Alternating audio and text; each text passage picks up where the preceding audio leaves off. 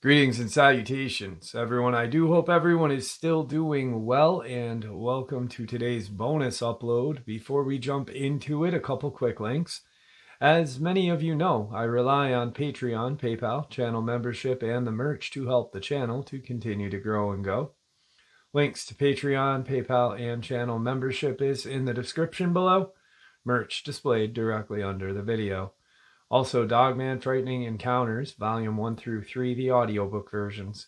They were written and researched by Tom Lyons, narrated and produced by me, Jeff Nadolny. Those audiobooks are available on Audible, Amazon, and iTunes, links to which are also in the description as well. And finally, last but definitely not least, if you'd really like to help support the channel to continue to grow and go, simply subscribe. It does not cost a cent. Click that like button, takes half a second. If you don't want to miss out on any of the informative uploads that I put out daily, click the bell icon. And folks, please leave a comment and share the video. Why? Well, because all of these things really do help the channel to continue to grow and go. They definitely do matter, and they are appreciated. And with that, I have taken far too much of your time. Let's jump in to today's bonus, shall we? Today's first West Virginia subscriber submitted experience. Good morning, Jeff. I'd like to start off by saying I recently discovered your channel and I am obsessed. Last year, my fiance had an encounter with what I believe to be two cryptids. He was in his 18-wheeler driving by a state park in West Virginia. He was able to stop the truck and look at the first creature for at least a moment. The creature was within feet of his truck and unafraid, undeterred by the noise of the truck. He saw the creature pick up a dead deer lying next to the road, running up over the embankment. He was shaken and shocked by what he had seen. He said that this thing was huge. He said he wasn't looking down from the truck, but looking out at it. He said this thing looked like it could have ripped the truck to pieces if it wanted to. I began researching and reached out to a local cryptid investigator as well. The closest thing that I found, and to compare it to, was the Andrew Sarchus. The cryptid investigator did a story on my fiance and his sighting on his Facebook page. He received 3 other reports of the sighting of this creature. There were 2 in the state park and 1 5 miles away. So, I gotta speak to this woman again, actually, because I've never really spoken to her about this. But an Andrew Sarchus is a hippopotamus. It looks like it could be a dogman, but it's not a bipedal creature. It is closely related to the hippo. It is not bipedal, it's a quadruped. So I'm wondering if it picked up the deer using its mouth, or if it actually used hands. Kind of a vague description as well. So I'm gonna reach out and see what other information I can get from this person about this experience, because I'd like to know more.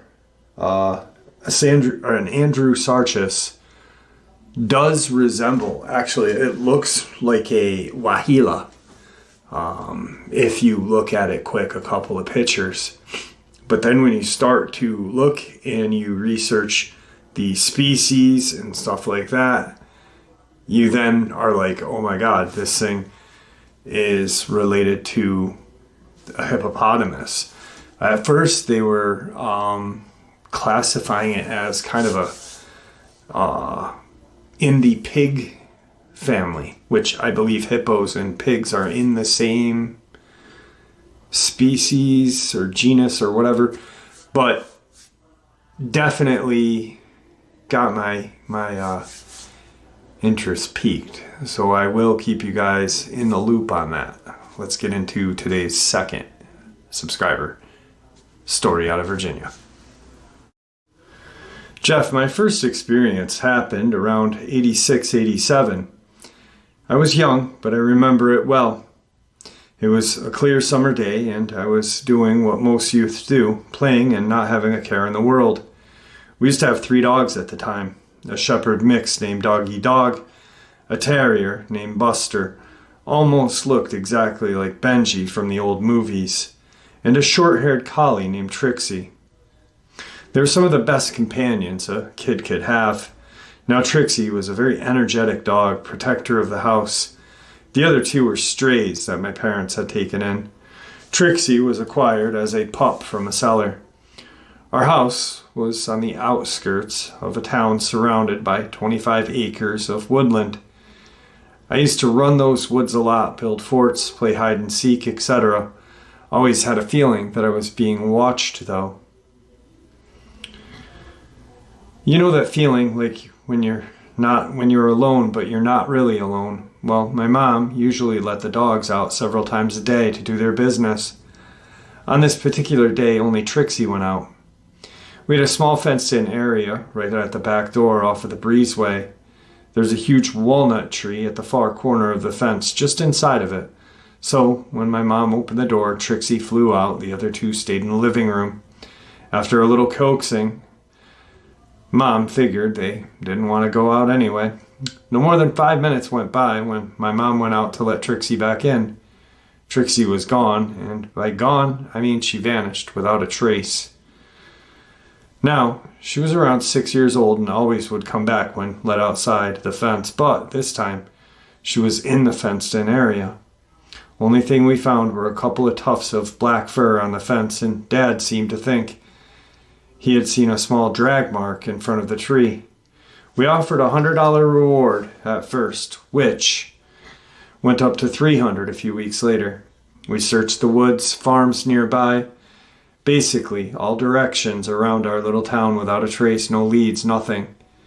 As the years have gone by and I've come to educate myself on the cryptids, I've really leaned towards Dogman as the culprit.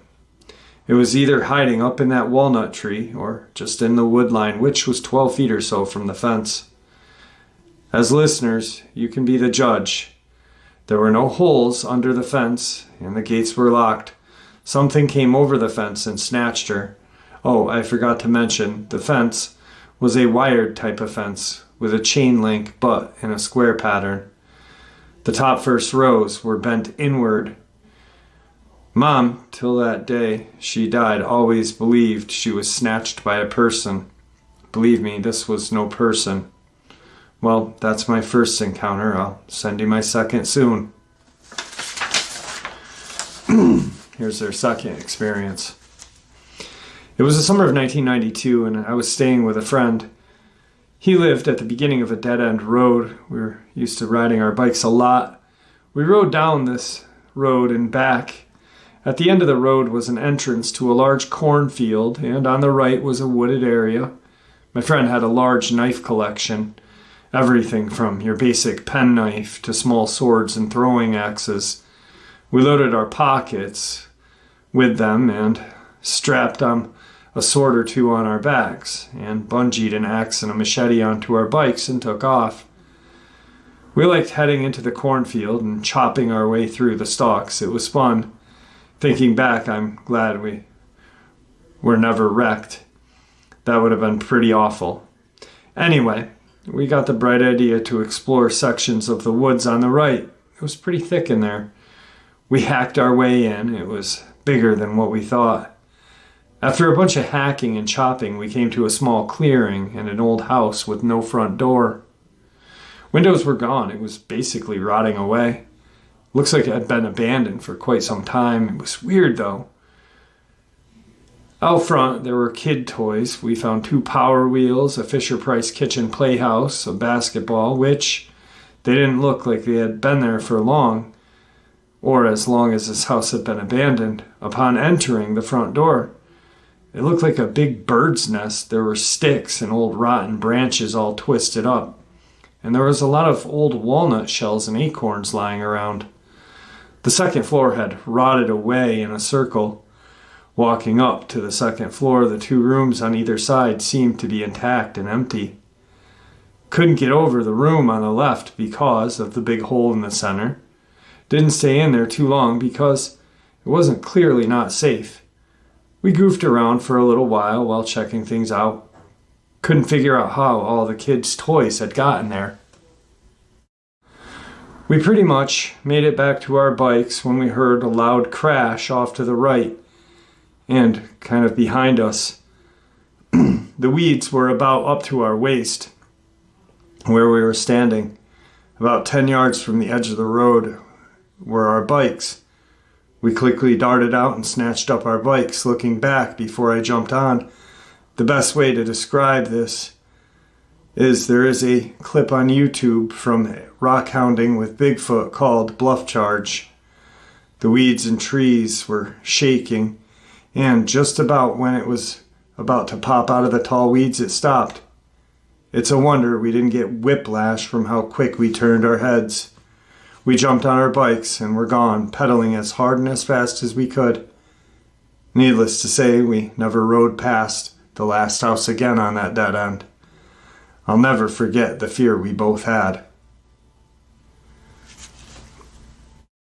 And tonight's final West Virginia encounter was one that I actually reached out to this person 4 years ago. I had read their encounter on Reddit a while ago, and I said, hey, I really am fascinated by your experience. Do you mind if I share it with everybody on my channel? I had like 2,000 subscribers at the time. And she said, absolutely. But there's more to that experience. Let me send you the rest of it. I said, I'll just do what you shared so far. Send me the rest. And she did. And it's truly an amazing encounter. Let's get into it. I'm a 32-year-old woman from the very northern tip of West Virginia. Most of my life has been lived in Hancock County. When I was very little, we camped in tents, walked everywhere, hiked at parks, all the outside goodness. In my teens, we started going to state parks to ride horses. I've been to Tomlinson Run, Beaver Creek State Park, Salt Fork, Raccoon Creek, and Vista Park. At least I believe that was the name. We had a friend who was constantly inviting us to ride on people's land she had received permission from. I'm well acquainted with the local wildlife. I've seen all the major players, including coy dog, bear. I can identify most sounds in the forest. I loved watching nature documentaries. I was looking to become a vet, so I studied a lot on animals. Drawing and painting them got me very acquainted with animal anatomy. Was I ever into cryptozoology? Yeah, I was a dino-crazy little girl. My one babysitter had Reader's Digest, Mysteries of the Unexplained. I thought of Plesiosaur in Scotland, or the Apatosaurus in the Congo was mind-blowing.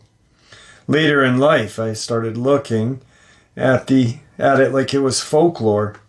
It was interesting to read the accounts and learn the theories behind what people were thinking and seeing, but I believed in them as much as a folklorist believes in dragons and trolls.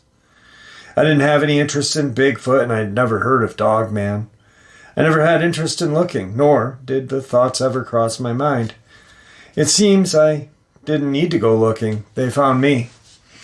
We moved to a farm when I was 10. My mom's dream was to have horses, and she was finally able to live that dream.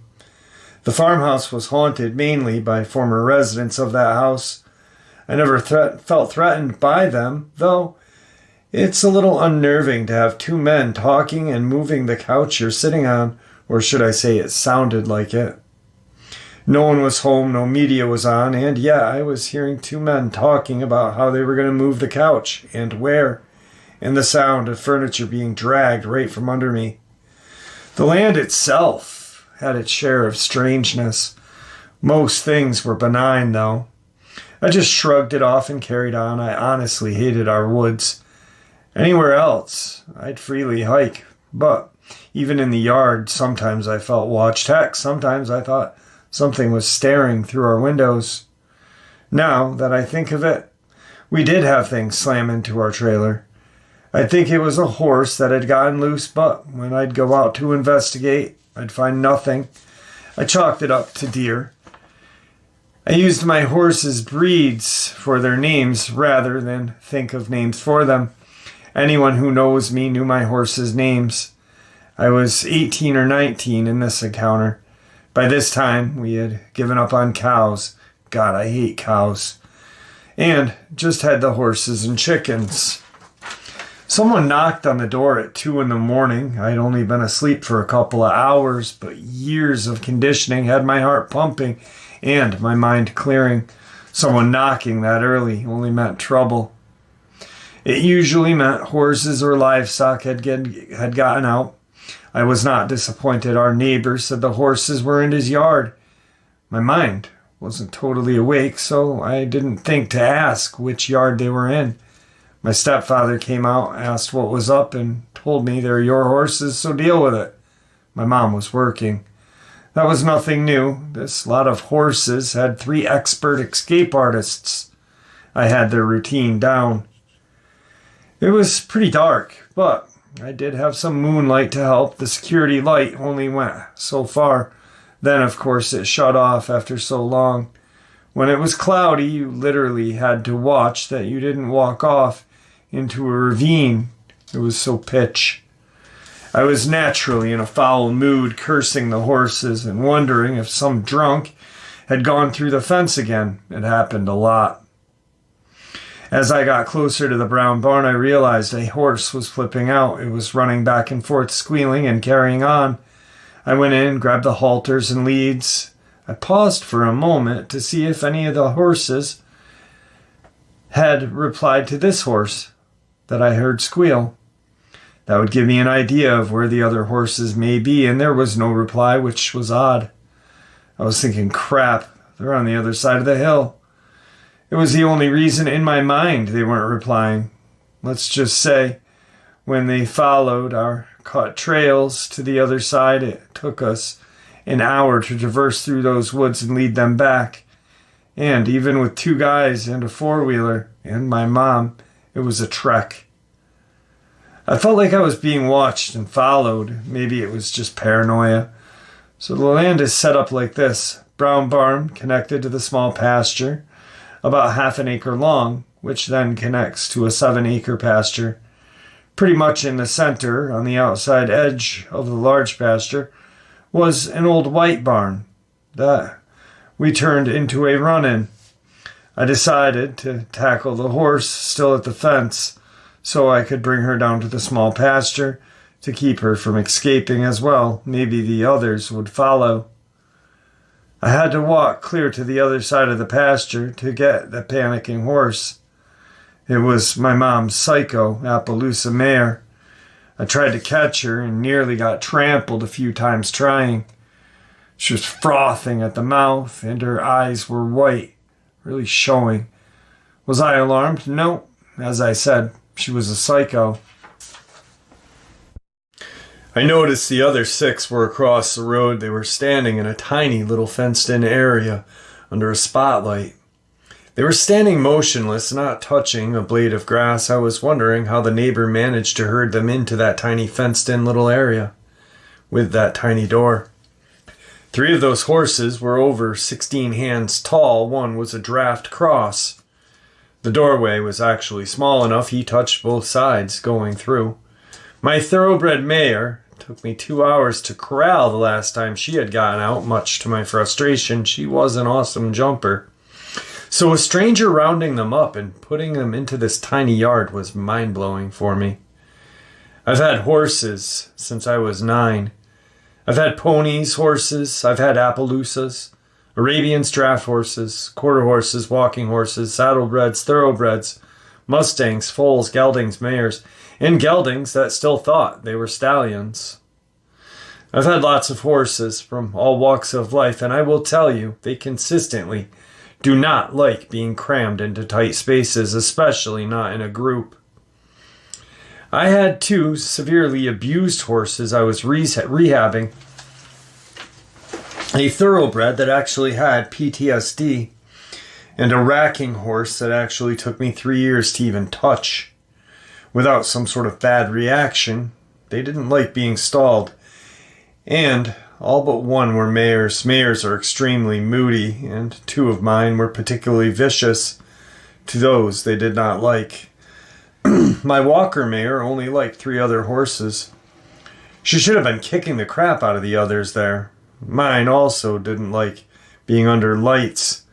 When they escaped, they avoided them like the plague, and not eating grass that's well over ankle deep. That was unheard of. They were silent and dead still. My neighbor came out and told me that they were like that when he found them. He asked me if I needed help, and I said no, my thoroughbred and racking mares didn't like men. I told him I'd take them out one at a time.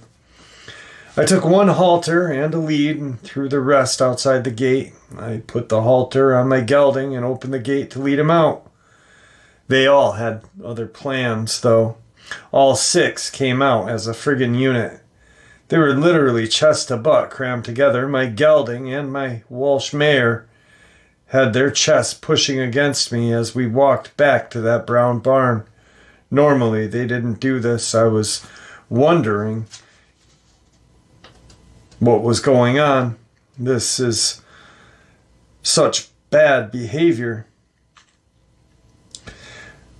We were on the main road, which I didn't like. The speed limit is only 35, but people go 60, so I tried to lead them through a large pasture gate.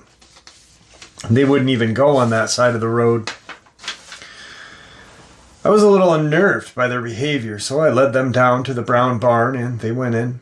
They were skittish, though, picking at the hay I threw out, walking around restlessly, sticking to the barn like glue, and eyeing the upper pasture. I rationalized it, thinking my Appy was flipping out, and that was what was unnerving them. And why hadn't she come down yet? She had to have seen them all walk down. I rushed to the gate between the little and big pastures out of habit. I didn't want the herd to go back out into the big pasture. I did not have to worry they didn't follow me like they normally did. The gate was wide open, and the Appy is still running, squealing back and forth in the same area. I started to go and get her. Now, our neighbor's security lights didn't really light up my pasture. The road was higher than my pasture, so it was casting a shadow. I could make out her shape in some detail, though. She took off at a panicked gallop, swerved sideways, jumped the stream, and when she landed, she nearly landed on her face. She caught herself, though, and took off at a dead gallop again. I ducked behind a stump. If she would have hit me, I would have been dead. I went back and chained the gate. I decided to forego looking her over until I got the halters and leads. She was too hot at that moment. I decided to walk on the road instead of through the pasture again. The pasture is uneven, unlit, and full of springs. Sometime during this, clouds had taken over the sky, so there was no moonlight to see by.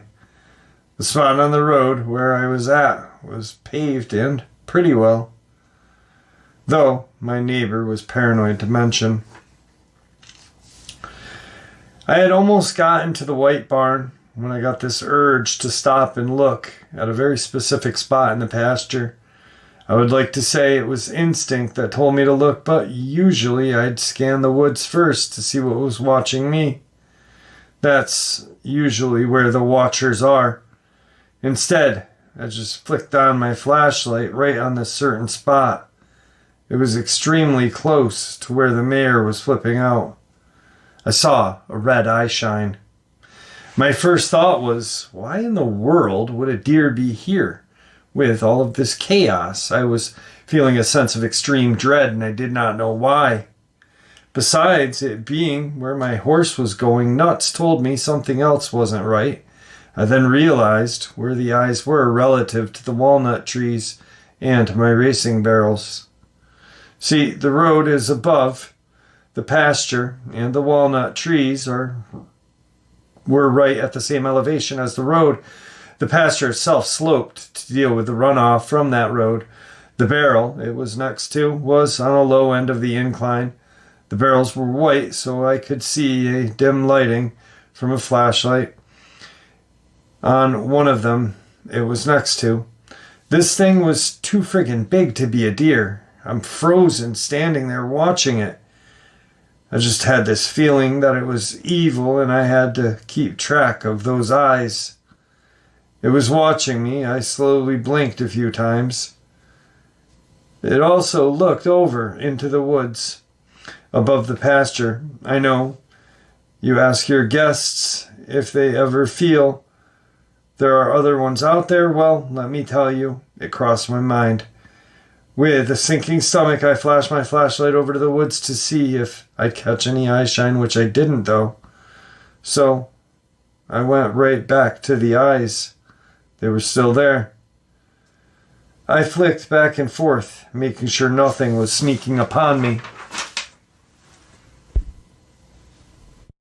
I didn't know how long I stood there watching, frozen. Someone could have come around that bend and hit me with their car. I was so focused. Finally, it started to move off. It glanced at me sideways a few times, only one eye. I think it went into the trees around the creek and I heard nothing. That wasn't surprising, though. The horses were still restless and making noise. I stood there a long time after, looking for eye shine. I was wondering if it could have been a bear.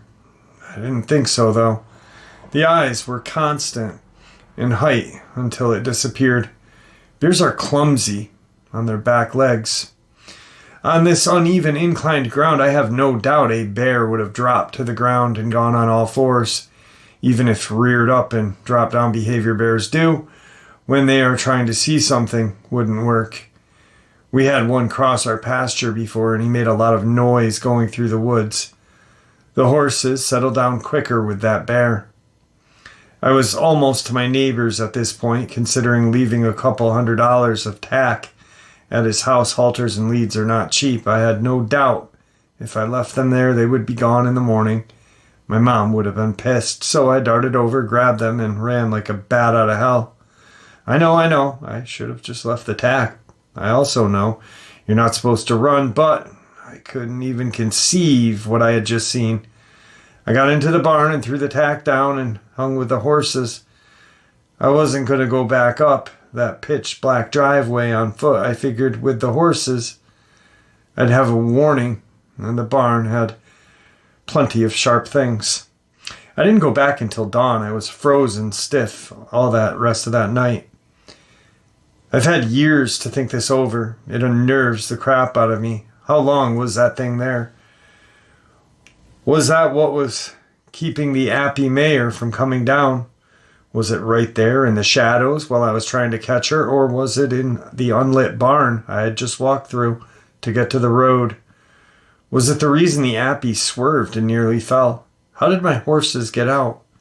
I never did find how they got out. Did they panic and jump the fence? I did check the fence line away from the woods. I did look for tracks around the barrel. Sadly, the ground was hard from the frost that morning, but I will say the Appy was running for a good while. The ground was severely torn up and turned into a muddy mess. It was high noon when I went down there to check. The ground had melted. I bet it was her that woke the neighbors up. It took them about a week to finally settle down. I don't know if whatever it was still in the area, or if they were that traumatized. So it wasn't long after that my mom filed for divorce. My ex-stepfather got the farm. I moved with her into the city. Even with all the weird stuff going on there were non-bipedal things going through too. I miss it terribly. Maybe it's more accurate to say I miss farm life rather than that actual place. I'd love to go back onto the farm again, but I'll probably hesitate to move back there. I've never told anyone about the eye shine event. I didn't see the actual creature, Jeff. And really, how do you convey the unnatural horror-inducing feeling? You saw eye shine, whoop-de-doo. My mom would have given me a benefit of the doubt, but my mother often told family members things. They made my life enough of a living hell. I didn't want to give them any ammo. This next part is the subscriber's second email they had sent me. This part shares more weirdness that occurred on their farm. First order of weirdness, all of the barn cats began to disappear. People were constantly dumping them. We had a hell of a problem, and poof, gone.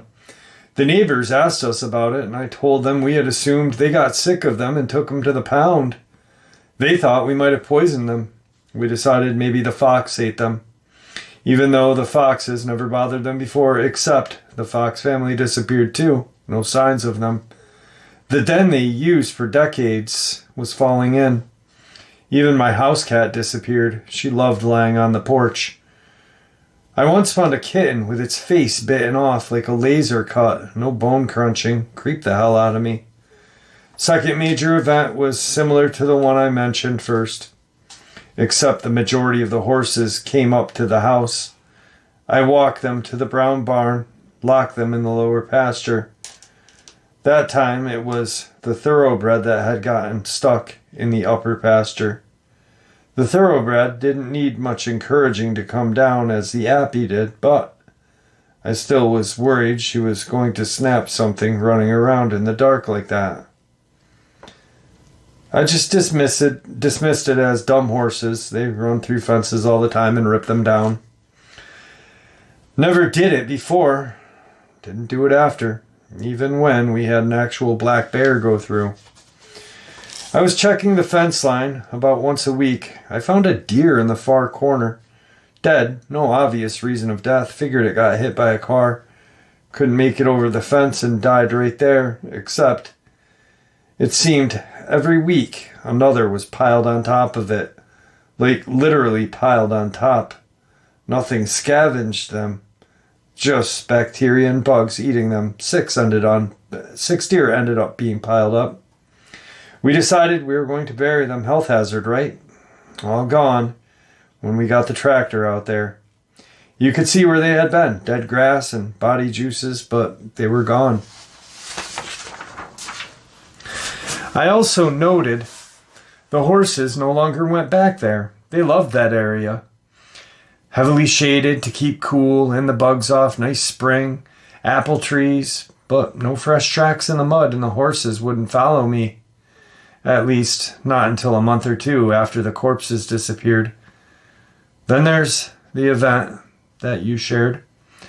Makes me wonder if they had been feasting on the cats. No more cats, so they decided to go into bigger prey. It creeps me out thinking that it could have been inches from me in that pitch black barn or the field. I was totally focused on the horses, not on cryptids lurking in the dark. I noticed one person asking if the neighbor put the horses in the fence, and no, he didn't, as I mentioned. 2 of the horses were terrified of men. Those 2 were also terrified of stalls. I had 6 horses in that fenced-in yard, barely big enough to hold them. They were literally touching the fence, they were so crammed in. The gate opening they walked through, my draft gelding's shoulders shoved the poles outward as he walked through that fence. It was very narrow. As for getting out, I can only guess. They were terrified. They decided jumping was the only way to safety. They had to jump uphill to get out. I still baffle at my draft and my Welsh mare. She was 30 years old making that jump, no fencing down. I'm guessing any tracks inside the pasture was destroyed by that panicking appy, and the ground outside was so hard packed. Something was killing our dogs, ripping them to shreds. My best friend's American Eskimo was ripped apart right outside of her bedroom. They heard nothing. She lived across the street from the farm. A huge German Shepherd in a 6-foot fence. A huge German Shepherd in a 6-foot fence was also ripped apart without the owners hearing a thing. Coy dogs could have gotten the Eskimo, as it was on a chain, but the Shepherd. I can't see a pack of coyotes all climbing that fence and attacking that dog. One would not have been able to take him down. There were more incidents. Didn't know the people, though. I don't remember how long after the eyeshine incident. My paint mare came trotting up with a weird injury. It was like someone took an ice cream scoop to her shoulder. Like someone or something took it from the top of her shoulder blade and scooped it down mid-shoulder. The flesh just bobbed as she walked, not jagged. If that wound was done in the opposite direction, I could think of a lot of ways, but this was odd and just so clean cut. Not sure if this related, but man, all this weird stuff together. Might as well mention it. We had 3 pastures to prevent pasture fatigue, one being above the house. I only had 3 horses then, the walking mare, the draft gelding, and a racking horse. Well, they started raising hell at around 10 p.m. I go up there, see what's going on. I found my walker mare on the ground, barbed wire wrapped around her legs. Draft gelding standing over her, racking horse nowhere to be seen. I left them, went and got some bolt cutters and my mom. My draft and walking mare were awesome horses. The mare just lied there while I cut the wire off of her.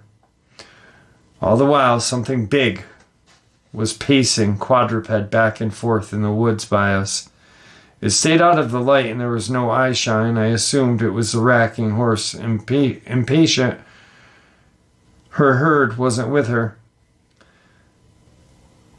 I was mother effing that mare as she was constantly getting out of the fence, but I was focused on the down mare. Racking horse was not in immediate trouble. So I led the 2 horses down. I had all my medical supplies down there, and now the upper pasture fence was compromised. I was expecting the racking horse to follow. It did, but never left the woods. I kept shining my flashlight up there, calling to her to come down. No sign, no eye shine, nothing. Just a heavy body moving through the woods parallel to us. We get to the barn, and guess what? There's the racking horse. Major WTF moment. She had been there for a while. With the damage she had done to the hay bales and the poop on the floor, there was no way the thing following us in the woods was her. She'd have run out into the front of us and crossed our paths to get to the patio. Lots of white. There was a security light. No missing her. Deer? Well, if it was a deer, then it was one hell of a deer. I've been stalked by deer plenty of times. This thing was big, heavy enough for my mom and I to think that it was a mare. It didn't sound normal. Snorting, stomping deer. I guess it could have been a bear.